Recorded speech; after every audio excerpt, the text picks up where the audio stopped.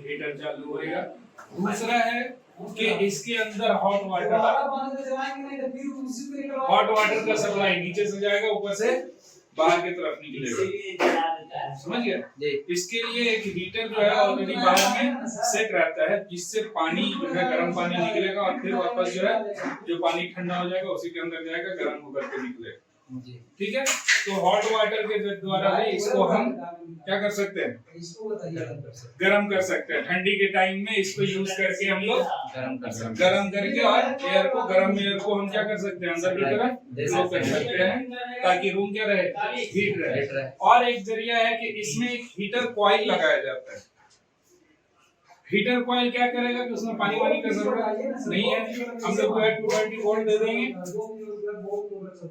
220 volt दे देंगे। ये क्या करेगा, हीटर जो है हमारा चालू हो जाएगा। जब हीटर हीट होगा तो क्या होगा, हवा गर्म होगा, गर्म होकर के हवा अंदर की तरफ में जाएगा। ठीक है, अब जब जाएंगे क्योंकि जब खोलेंगे ना, तो ये आपको ओरिजिनलिटी है इसकी, जो यही दिखेगा ये आपको। यहाँ से देखिए, हम लोग बताए थे पहले भी, कूलिंग कॉइल में 2 होल होता है, एक ऊपर एक नीचे। एक जो है आपको सप्लाई के लिए और एक रिटर्न के लिए। सप्लाई के लिए कहाँ से देंगे, नीचे की तरफ से, नीचे की तरफ सप्लाई देंगे और ऊपर की तरफ से रिटर्न रहेगा ठंडे पानी का। ये देखिए है मोटर और ये है इसका ब्लोअर। मोटर और ब्लोअर को पुल्ली के जरिए भी बेल्ट के अटैचमेंट से चलाया जाता है। मोटर में भी एक पुली लगा होता है और ब्लोअर में भी एक पुली लगा होता है, जिसमें क्या होता है, हमारा जो भी बेल्ट है वो जाके क्या हो जाता है, सेट हो जाता है। पहले हम लोगों को देखते थे, आप लोग देखे होंगे कि चक्की वक्की जो चलता था तो उसमें प्लेन वाला बेल्ट आता था। प्लेन वाला बेल्ट से क्या होता है कि उसमें आरपीएम लॉस होता है। जितने स्पीड से आपका मोटर घूम रहा है उतने स्पीड से आपकी चक्की नहीं घूम कर पाती थी।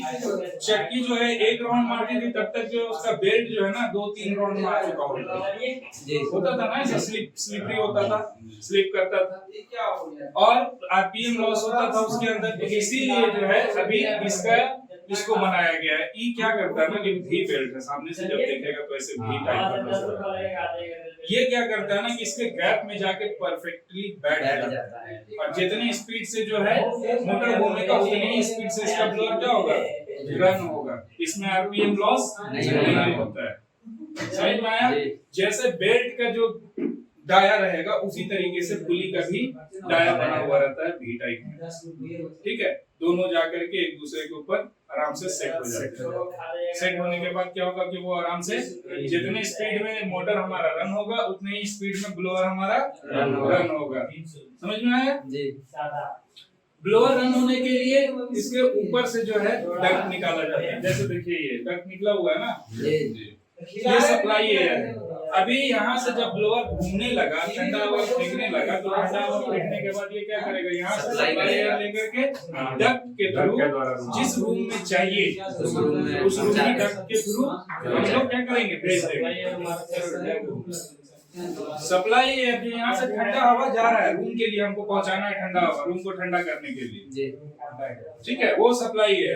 अब जहाँ पर हम जिस रूम में सप्लाई दिए हैं ठंडे हवा का, वहां से हम लोग को एक रिटर्न एयर का लाइन भी लेना पड़ेगा, ताकि रूम का जो एयर है, जो गर्म हवा है, वो क्या हो, वह बाहर आए और बाहर आकर के क्या हो, एचयू में हमारे आए। इसको चलाने के लिए एक फैन को आप चलाते हैं। अभी फैन आगे की तरफ से हवा फेंक रहा है और पीछे की तरफ से उसमें प्लास्टिक या कोई कपड़ा बांध दीजिए, तो सामने से हवा फेंकेगा? नहीं फेंकेगा। क्यों नहीं फेंकेगा?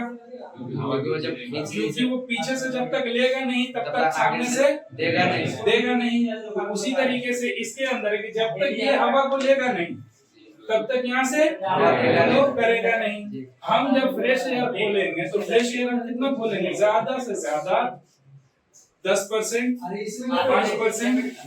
अब उतने में तो ये उतना एयर खींच करके बना नहीं पाएगा कि पूरे रूम को ठंडा कर सके। इसलिए हम लोग क्या करेंगे कि जिस रूम में सप्लाई रहेगा उसी रूम में एक रिटर्न एयर का डक्ट निकालेंगे और रिटर्न एयर का डक्ट निकाल करके इसको यहाँ पर हम दे देंगे। अब ये जितना हवा रूम में फेंकेगा उस हिसाब से रूम से क्या करेगा, उतना ही हवा को खींच लेगा और खींच करके वापस ठंडा करके यहाँ से भेज देगा। अगर हम रूम में सप्लाई रिटर्न एयर का डक्ट या रिटर्न एयर आने का जगह नहीं बनाते हैं, एचयू को नहीं देते हैं, तो इसमें हम लोग क्या करेंगे, डायरेक्ट सप्लाई देते हैं। डायरेक्ट सप्लाई मतलब वही फ्रेश एयर वाला जी। अब फ्रेश एयर में होता ये है कि जब डायरेक्ट ये फ्रेश एयर लेगा तो जल्दी रूम को ठंडा नहीं कर पाएगा,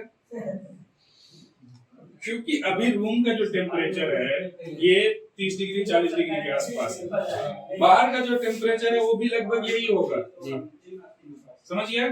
बाहर का जो टेम्परेचर है वो भी लगभग सेम ही होगा, 2-4 डिग्री ऊपर नीचे होगा, ठीक है।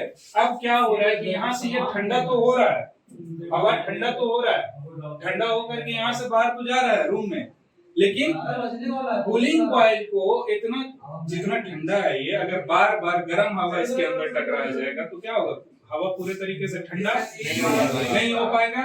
अब यही चीज अगर हम रूम से लेते हैं तो क्या हो गया कि रूम के अंदर जब हमारा हवा आ गया, रूम के अंदर जब एयर आ गया, मेरा ठंडा एयर जो आ गया, एचयू का सप्लाई एयर आ गया, अब क्या हुआ कि धीरे धीरे रूम का टेम्परेचर क्या हो गया, घटने लगा। 30 डिग्री था 25 डिग्री में आ गया, उसके बाद क्या हो गया 20 डिग्री में आ गया, 18 डिग्री में आ गया। तो जैसे जैसे ये घटना शुरू होगा वैसे वैसे इस रूम का हवा क्या होगा, ठंडा होना शुरू हो जाएगा, ठंडा शुरू हो जाएगा ना। अब उस ठंडे हवा को ये क्या करेगा, वापस खींचेगा, वापस ठंडा करके भेजेगा, तो ये जल्दी और अच्छे से हवा को क्या कर सकेगा, चिल्ड करके और भेजेगा। लेकिन बार बार अगर हम ये 7 डिग्री या 8 डिग्री के टेम्परेचर में कॉइल है और